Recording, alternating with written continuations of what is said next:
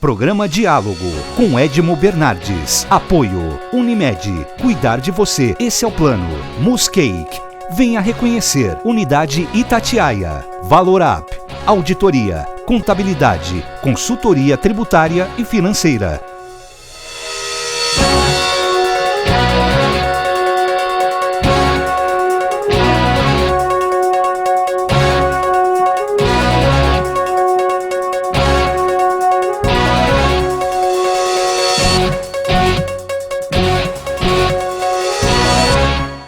Olá, o diálogo hoje é comigo e com o professor Dr. Norberto Garcia Cairasco, professor de Fisiologia, titular da Faculdade de Medicina da USP de Ribeirão Preto.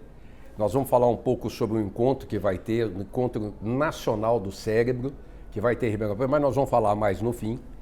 E o doutor fez uma proposta dentro da minha solicitação da gente falar sobre educação sobre o cérebro. Doutor, muito obrigado. Muito obrigado, Edmo, pelo convite. Prazer estar aqui. E aí a pergunta é, o cérebro pode ser educado? Absolutamente. Aliás, o cérebro é um órgão talvez o mais complexo que tem o nosso organismo. A gente considera que talvez uma das estruturas mais complexas no universo. E o curioso é que a gente fala isso estudando ele. A gente estuda o cérebro usando o cérebro. Um certo paradoxo. E isso envolve, inclusive, essa história. O quanto eu tenho uma educação restrita, por N razões, familiares, de pequeno, o entorno familiar inicial, depois a educação fundamental, eu vou tendo condições de usar esse meu cérebro da melhor maneira possível. E ele vai respondendo aos estímulos do meio ambiente. Então, quanto mais enriquecido é o ambiente no qual o indivíduo se desenvolve, maior o potencial desse cérebro. Mas ele está ali para todos nós da mesma maneira. É questão de estimulá-lo e dar ocasião dele se expressar na sua complexidade. Nós podemos imaginar que o cérebro ele se manifesta com doses. Né? Você desde pequeno, você vai recebendo doses e doses que você vai trabalhando para você poder criar essa educação que vai lá para frente refletir das mais diversas formas na gente. É isso? É isso mesmo, de certa maneira, é a associação entre o que a gente chama de genética, o que a gente ganha como carga, né, de alguma maneira determinada de pai e mãe, né, a herança genética, o DNA, mas que esse DNA, sem associação com o ambiente, ele basicamente não se expressa. Genes que codificam proteínas que determinam depois estruturas, funções, sistemas cardiovascular, respiratório, basicamente todo esse sistema depende do sistema nervoso. Em algum momento eu tenho controle, de alguma maneira, sobre esses sistemas e órgãos. No começo há uma série de reflexos que nos permitem, por exemplo, respirar. A criança nasce e ela não, orienta o nariz, a boca, etc., para respirar. Eu quero respirar porque acabei de nascer. Não. Se não houver uma série de reflexos que começam logo nessa mudança da placenta, né, do útero, para o sistema, digamos, agora aéreo, não deixa de ser um trauma gigante, essa mudança drástica, né? O crescimento durante a embriogênese, o feto e depois, dentro de um saco, digamos, cheio de líquido, a placenta, o indivíduo está lá boiando, literalmente, se nutrindo com o que a mãe tem. E a partir dali, de repente, no parto, subitamente muda esse ambiente. Esses estímulos novos são um gatilho para uma série de ações que certamente vão fazer esse indivíduo começar a conquistar autonomia. Nós vamos chegar lá nessa questão do meio ambiente. Mas eu quero voltar um pouquinho para trás, não tanto em Hipócrates, lá quando se falava no encéfalo, mas vamos voltar na década de 90. Okay. Por que foi a década do cérebro, os anos de 90? Bom, eu acho que foi uma determinação de várias nações, fundações internacionais, institutos nacionais de saúde, por exemplo, dos Estados Unidos, o famoso NIH, né? E certamente a IBRO, Associação Mundial de Estudo do Cérebro, a percepção de que seria importante entender como o nosso encéfalo, o nosso cérebro funciona, para entender a nós mesmos. Muitas das nossas decisões hoje, mesmo nesse ambiente inicial meio que reflexo, até as nossas ações já no adulto, onde você tem determinação, percepção do ambiente externo e as suas atitudes, ações são determinadas pela sua consciência. Eu sei que se eu fizer assim vai dar isso, eu antecipo. Mas se for errado ou negativo, eu posso impedir. Eu penso, mas não faço. Quando justamente esses componentes que a gente chama prosencefálicos, particularmente o lobo frontal, que bem aqui na fronte, eles falham, essa pessoa perde o que a gente chama do filtro social. E ela começa a agir de maneira alterada, com consequências que são muito mais drásticas, eventualmente negativas, para o grupo onde ela está. Há casos aí da literatura médica onde essas pessoas, por lesões, perdem esse controle, então se comportam inadequadamente em vários sentidos. Mas a gente pode dizer, muito se ouve falar da neurociência, muito se ouve falar, e parece que ela não é tão difundida, parece que ela não é tão propagada, não estudada, que vocês estudam, mas conhecida pelo público, pelo cidadão. A neurociência, ela estuda como acontece o aprendizado da gente? Com certeza, é parte das, digamos, disciplinas contidas na neurociência. Talvez voltando um pouquinho para trás, o termo neurociência, eu não posso falar exatamente quando ele começou, mas certamente algumas décadas atrás, porque se falava de neurologia, neurofisiologia, eventualmente nas ciências chamadas básicas, a pesquisa que se faz no laboratório, eventualmente usando animais de experimentação, se falava em neuroquímica, estudar os neurotransmissores, os mensageiros que conectam de alguma maneira as sinapses, redes neurais, a neurofarmacologia, como que as drogas agem no encéfalo, no cérebro. Isso em conjunto, quando se percebeu que não fazia sentido percorrer caminhos paralelos, isso deu origem à chamada neurociência, que seria um tudo que explicaria não só o cérebro e o encéfalo, mas o sistema nervoso, que pode ser periférico, que pode ser aquele tipo de nervos que inervam, vale a redundância, pernas para o movimento, fígado, estômago, coração, pulmão.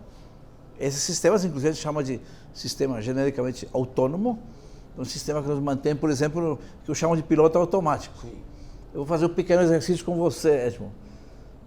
Você está respirando agora? Agora estou. Mas...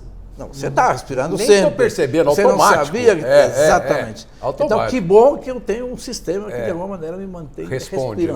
Né? Então, essa consciência de estar respirando, isso hoje, inclusive, é muito importante, porque seria interessante que, durante o dia, a gente tivesse percepção consciente de o que nos regula, nos mantém. E é provável que a maioria das pessoas no dia a dia estejam simplesmente andando no piloto automático. Né? A neurociência, no caso aí da aprendizagem, da educação do cérebro, ela estuda mediante a parte técnica ou com a tecnologia através de exames de ressonância magnética, tomografia, onde vai se desenhando mapas, neurônios, etc. e tal. E aí a gente tem a psicologia cognitiva, que vai andar junto sem considerar o papel técnico, esse físico do cérebro, porém no emocional. Uma coisa vai andar junto com a outra nessa educação? Absolutamente. Quando você comentar do aprendizado, o cérebro, de alguma maneira, ele sofre influência do ambiente ao ponto de ele ter impacto no aprendizado. Eu aprendo porque meu cérebro é exposto a estímulo? Sim. E do outro lado, como é que eu vejo essa função cerebral através desses exames, mas o exame às vezes é simplesmente o do evento social. Eu estou na escola, eu interajo com meu coleguinha, a professora interage com os alunos. Uma pessoa que seja no mínimo perspicaz, de preferência uma pessoa bem formada, a gente tem que frisar isso, porque professor não pode ser qualquer um. Em muitos países a gente sabe que a profissão professor é a mais importante da nação. Isso a gente pode colocar lá no final, o quanto a gente tem professor que tem esse reconhecimento. Talvez não, eu tenho certeza que não. Particularmente no ensino fundamental, no ensino médio, onde você está literalmente formando os cérebros, expondo eles a ambientes que não necessariamente são enriquecidos. Bom, dali você vai derivar uma série de funções. E aí, então, somente para fechar, claro. Então essas técnicas que aparecem no meio do caminho, depois como aparentemente sofisticadas, são maneiras de medir, através da ciência, aquilo que, de repente, já no ensino fundamental, a professora detectou. Vou dar um pequeno exemplo, uma crise de ausência. A professora que tem diante de si um aluno, que, de repente, eu vou simular uma pequena ausência aqui, estou falando com você. Estou falando com você. Faltou. Aquele pequeno gap aí, aquele pequeno espaço sem conexão, geralmente a pessoa continua onde parou, chama-se uma ausência. Então não é, menino, você está distraído, fala comigo, olha para mim. Não, é uma distração, pode ser uma distração. Mas quando ela começa a ser repetitiva, a professora, pode ser que a mãe já detectou, ela começa a chamar a atenção para esse evento e, se repetido, naturalmente tem que se procurar o médico, o neurologista. Mas eu vou te falar uma coisa. Você chegou num ponto extremamente importante e interessante, que é o despreparo dos professores, exclusivamente ou expressivamente no ensino básico, ensino fundamental, ensino médio, que é isso que o senhor falou. Você prende um aluno 50 minutos ou uma hora dentro de uma sala de aula, em cima de uma aula de 50 minutos, uma hora. Se você não souber dosar essa aula de 50 minutos, uma hora, você não vai prender a atenção dessa criança durante 50 minutos, uma hora, equilibradamente. Você não vai prender essa atenção, ou com esses gaps aí que o senhor falou, que a pessoa vai lembrar lá da bola, da boneca, do brinquedo, do parquinho, do balanço. Isso eu acho que é a falta de preparo dos professores, que não entendem como ocupar esses 50 minutos, uma hora. Tem várias coisas ali, é bem mais complexo e eventualmente vai se aumentando conforme a idade passa. Né? Os gaps normais, tipo distração mesmo, eles existem em todas as idades. E é muito comum nos dias de hoje, na graduação e na pós-graduação. Cada um de nós, eventualmente... Especialmente quando se briga com o namorado, então, na adolescência, aí é uma loucura. Tem as causas, digamos, disso aí. Mas esses casos não são tão frequentes, mas quando eles acontecem, são muito claros. Uma ausência que, inclusive, é uma crise epilética não convulsiva. Então, ela não tem um evento motor, um chacoalhar o corpo, um se esticar, que são as crises motoras, digamos, das epilepsias. É uma crise chamada de ausência, porque é a parada comportamental, a pessoa para de se comportar, perde a consciência, então ela não está pensando na maçã, na namorada, ela está fora de si. Só que ela não perde a postura, não cai. E ela é séria, porque se ela se repete, obviamente ela vai comprometer o aprendizado, ela não vai acompanhar uma sequência de histórias, assim por diante. Esse é um caso. Segundo lugar, claro, a questão da atenção desse aluno, dependendo da idade, para toda uma história que está sendo contada para ela, com uma certa sequência e lógica, dependendo da idade dele, dependendo da nutrição que ele tem, dependendo de onde ele vem, do ponto de vista familiar, de que entorno social, ele... né? Exatamente. Então, tudo isso se somará e fará desse cérebro receptivo ou não. Então, no caso normal, que o indivíduo está bem alimentado, dormiu bem, tem uma família estruturada, é bem provável que mesmo assim haja distração, mas é a distração dita normal. Mas tem estudos, é isso que eu estou dizendo. Hoje eu entendo... Já falamos dos professores, porque acho que... Não, eu quero voltar, porque a pós-graduação, que muitos professores vão procurar, sim, ela não dá esse conhecimento de neurociência para fazer com que ele, lá na sala de aula, nos 50 minutos ou uma hora daquela aula, ele aprenda a medir o quanto a intensidade para que ele retenha a atenção do aluno naquela aula. De novo, eu acho que multifatorial, são vários fatores. Eu, como professor, já dou aula há mais de quase 40 anos. Eu comecei na Colômbia, o meu país de origem, onde eu nasci, com 23 anos para dar aula. Depois fiz pós-graduação aqui, voltei para a Colômbia e depois regressei na USP. Eu tenho uma experiência que eu digo rica, no sentido de esse formalismo da aula linear, eu tento evitar. Mas, por outro lado, a questão é qual é o preparo que nós temos como instituição educativa para diálogos em educação? Ou seja, corresponsabilidade. Na idade precoce, é impossível pensar que a criança vai contribuir com algum tipo de tarefa de casa, raramente quando ela é muito pequena. Mas conforme o tempo vai passando, eu espero que ela vá construindo uma percepção de que o aprendizado depende dela também, e não apenas dessa questão unidirecional. Ou seja, a atenção, prender a pessoa para ela aprender, depende de uma composição bidirecional aluno-professor, de um ambiente apropriado também. Então, se fica predominantemente, então, de cima para baixo, certamente aí o cansaço aparece, a distração, porque são maneiras de fugir da chatice daquela aula. Por outro lado, com o tempo, esse indivíduo tem que começar a perceber, e aí são vários fatores de novo, o prêmio que a família dá para esse indivíduo de falar, olha, continua estudando. Ou seja, a família tem que reforçar que estudo é fundamental. No cenário das sociedades menos desenvolvidas, e em algum momento isso nos impacta, tem aluno que ele jovem já está sendo cooptado para ser trabalhador jovem para ajudar o pai com a parte econômica da família. Então esse indivíduo vai ter outro tipo de expectativa para a própria vida. Deixa eu chamar o nosso intervalo, daqui a pouquinho estamos de volta, até já.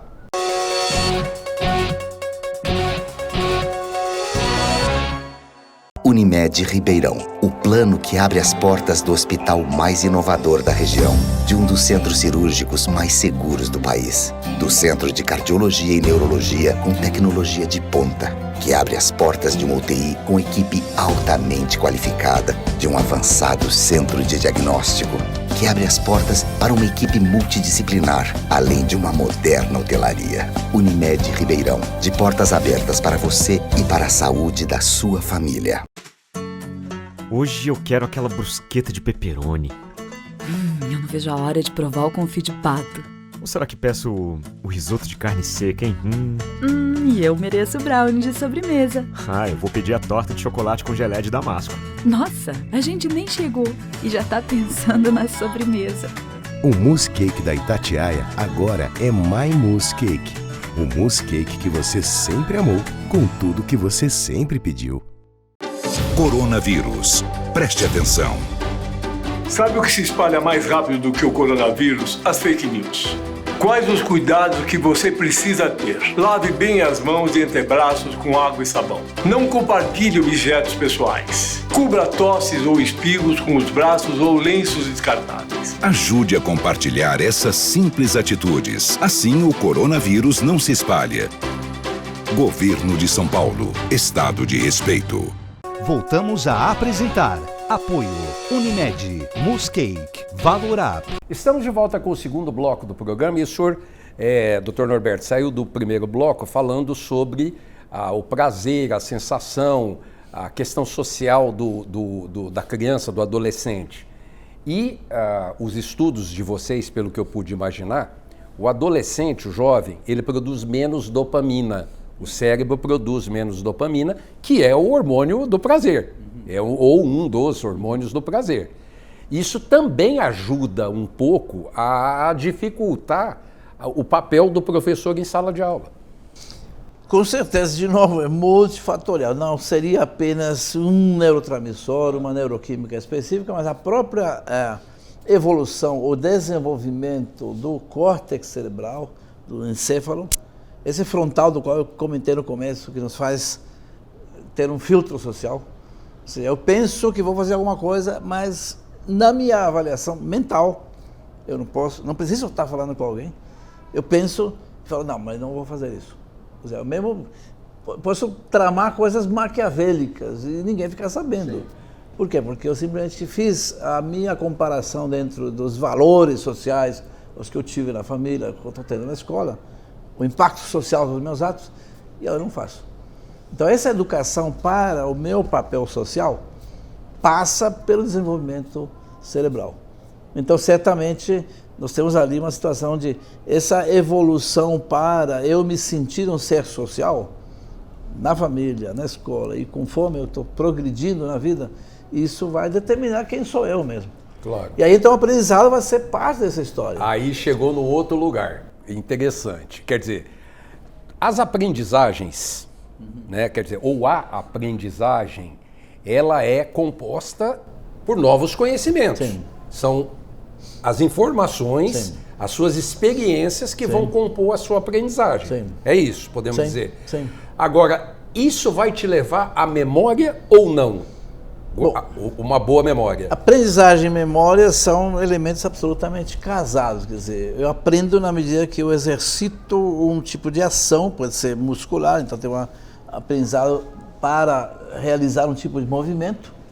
Eu posso aprender a cantar, eu posso aprender a escrever, e certamente com o tempo, a repetição vai criando circuitos, vai criando sistemas que novamente podem ser executados ou ativados para produzir essa tarefa cada vez com melhor e maior eficiência. E aonde entra a seletividade dessa memória? Quer dizer, que aí vai partir do indivíduo Quer dizer, aquela coisa que me interessa guardar, não me interessa guardar, me interessa arquivar, aí que tá. Não me interessa arquivar. Aí que tá, isso que a gente chama de associações. Então, geralmente a gente fala de memória associativa. E ela não é apenas para eventos prazerosos.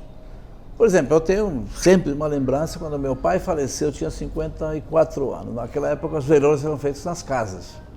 Eu lembro que tinha um sobrado em construção, e o meu pai ficou lá na sala, com aquelas velas, né, acesas, família, alguns poucos ali, a gente subia, o sobrado descia, e tinha um ambiente ali, que é um ambiente daquelas coroas, flores, etc. Esse cheiro daquele cenário marcou minha vida por décadas. Tem muita gente que fala que flor do campo, as flores do campo, elas remetem à morte, ao velório. Porque essa associação. É. Então, durante muitos anos, eu estava, de repente, numa rua de uma cidade de qualquer lugar do mundo, e aquele cheiro me transportava física e visivelmente naquele cenário do velório do meu pai.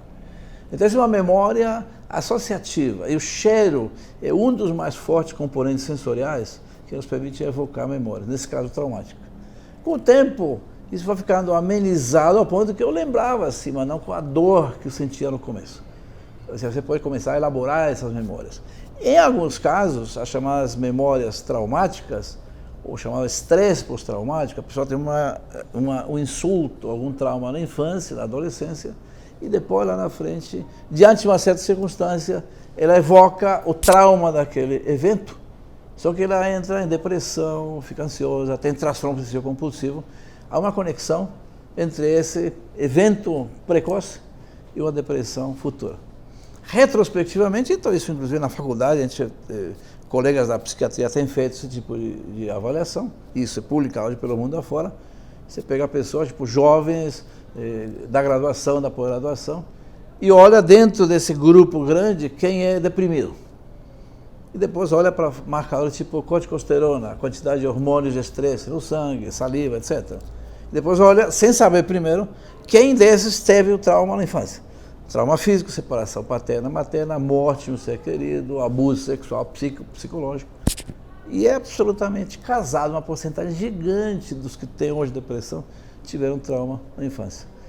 E alguns deles há essa memória traumática. Então, mas aí, olha... Se livrar disso é uma complicação enorme. Tá gostoso esse papo, porque o senhor antecipa a minha pergunta. Olha que o senhor está antecipando todas as minhas perguntas. Né? Não, sem combinar. Olha só, nós estamos falando de novos aprendizados, nós estamos falando para gerar o conhecimento, sim. Nós estamos falando da memória, sim. E aí nós já chegamos à emoção, né? Quer dizer, os novos aprendizados também geram esse conhecimento e as nossas emoções, é isso? Absolutamente. Inclusive porque, tanto para a situação benéfica, positiva, quanto para a situação traumática, a emoção está junto. Então, por exemplo, quando eu via na minha reconstrução aquela história traumática do meu pai ter morrido e o cheiro ser o gatilho que evocava aquela resposta, certamente podia estar ansioso, começar a respirar com mais dificuldade, dependendo da pessoa, ela fica taquicárdica, se subir a extremo, ela pode sentir, sei lá, sudorese, palpitações. Então, esse componente que a gente chama autonômico são basicamente sistema respiratório, cardiovascular, endócrino, metabólico, numa situação que a gente chama de defesa e, eventualmente, de fuga. Chama-se um sistema de luta e fuga. Diante de uma ameaça, ou você corre, ou você congela, ou você enfrenta. Isso é um sistema que a gente estuda todos os dias. Então, ele pode ser uma resposta natural de defesa, maravilha, que bom que a gente tem, mas ele pode ser uma trava para a pessoa, porque ela vai estar diante de situações parecidas o tempo inteiro, querendo correr, querendo fugir, e em muitos casos não há escape, porque é uma construção tão forte do ponto de vista dessa memória traumática. E aí tudo isso é o que a gente chama de emoção, né? Agora, a percepção consciente da emoção é o que a gente chama de sentimento. Ou seja, eu sou consciente de que estou tendo uma emoção do tipo A, B, C ou D. Tristeza, alegria, enfim, nojo, desespero. E isso é um componente biológico muito grande. Quer dizer, Darwin, lá em 1800 e tanto, já tinha proposto as emoções, chama-se a expressão das emoções no homem e nos animais. Até para mostrar que a gente não tem muito diferente dos animais, esse ambiente mais autonômico, por assim falar. O senhor vai antecipar de novo a minha pergunta, mas foi o programa inteiro, porque eu ia falar do meio ambiente. Quer dizer, desde que nós estamos no útero, já existe meio ambiente, deixa eu falar aqui, o meio ambiente não é o verde, não é a floresta, não. Nós estamos falando do meio ambiente, as pessoas do meio ambiente, é no seu dia a dia, no seu todo dia, né?